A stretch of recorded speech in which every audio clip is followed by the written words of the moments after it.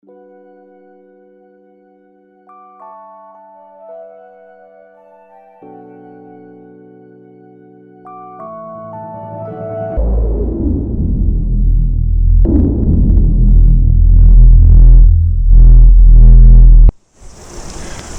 welcome back to By George. Today I'm at Johnsonville Park. Johnsonville Park is at the top of Truscott Avenue in Johnsonville. It's visited by thousands of people every summer, but I wonder how many of those people know the secrets that this park hides.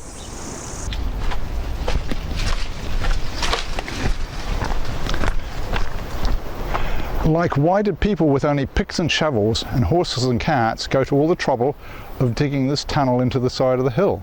It goes nowhere. It goes about 100 metres in and stops.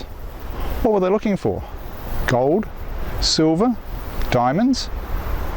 No, they were looking for something far more valuable to the young Johnsonville settlement. It was water. Water was the most valuable commodity in 1840s Johnsonville. Johnsonville population was expanding to almost 900 people, but it also had the main trunk line coming through Johnsonville. For the steam trains, they needed water. There was also cattle that came out of Johnsonville. The two holding pens for them were just south of Railway Station and just south of where Johnsonville Railway Station is now. All these animals needed water too.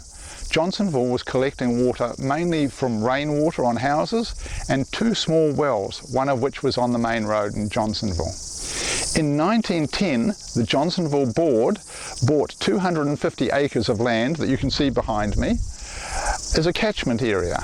It built a concrete dam at the bottom of what is now Rifle Range Road and Old Coach Road, and that held about 70,000 gallons of water.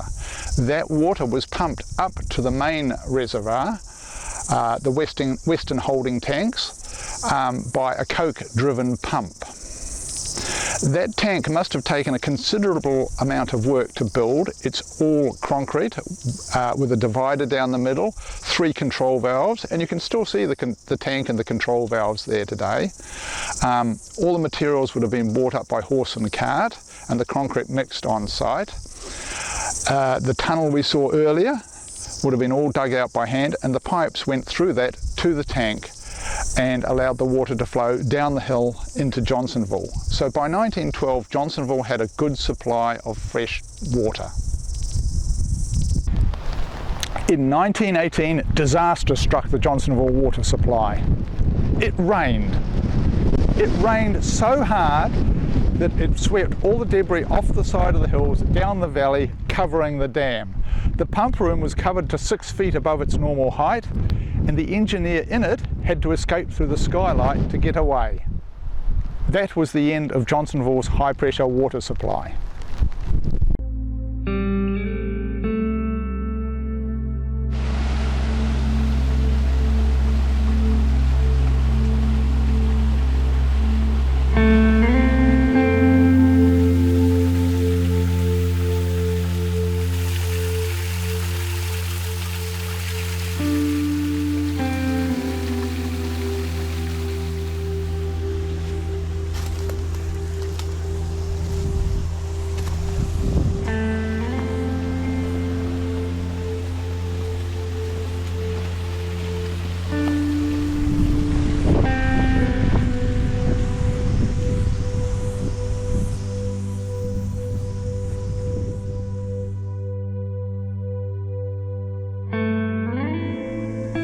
I know it's very hard to see, but this is the remains of the boiler as it is today.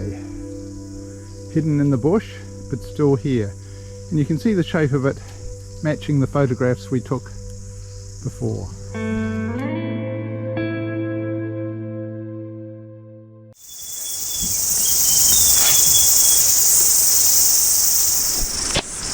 Well, it looks like a nice park today, but in 1920s, people still needed water. Even though the Harrier Valley Dam had overflown, the pumping system and everything had been scrapped because it was so badly damaged.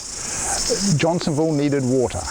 The council, the Johnsonville Board, built an earth dam across the river at the top of what was Elliott Street, now kind of the top of Truscott Avenue, built this earthen dam, and you can still see it here today. That accumulated quite an amount of water, which helped with the supply of water to Johnsonville. It wasn't the ultimate cure, but it certainly helped.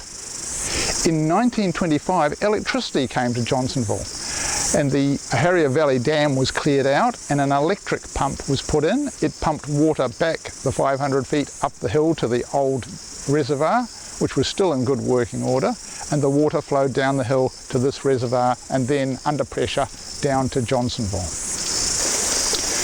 However, by the 1940s, this water supply, even though it was fully restored from a Harrier, was under pressure.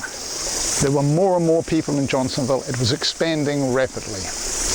The boom years just after the war made it even worse. There was a military camp in the old golf course, which is on the western side of the lower part of Bannister Avenue. The Ministry of Works decided that it needed to do something about it. Johnsonville became part of the Wellington City Council in 1953, and water was piped from Kandala over into the military camp at Johnsonville. When the camp broke up, that supply went straight into the Johnsonville mains and helped with the water supply for Johnsonville. A little later on, there was a new high-capacity tank built on the eastern hill above the motorway as it is today, and that supplied a large quantity of the water that Johnsonville needed. Today there is another tank up on the hills, the western hills above Johnsonville at the top of Meadowcroft Road, that also supplies water for Johnsonville. So it's fairly well sorted now. But amazingly, that's not the end of the story. 182 years later, the Johnsonville Park is still providing water for Johnsonville, in the form now of the reserve water supply. In the event of an earthquake, there is sufficient water here to keep the people of Johnsonville watered for quite a while. Thank you, hope you've enjoyed the video. If you have, tick like, tick subscribe. More videos coming along very soon. Thank you.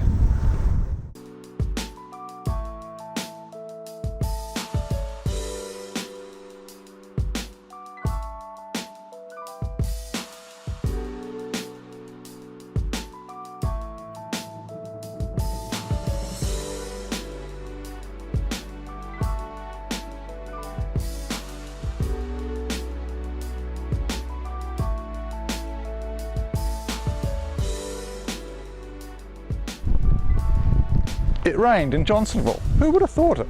Really? No. Can't imagine it.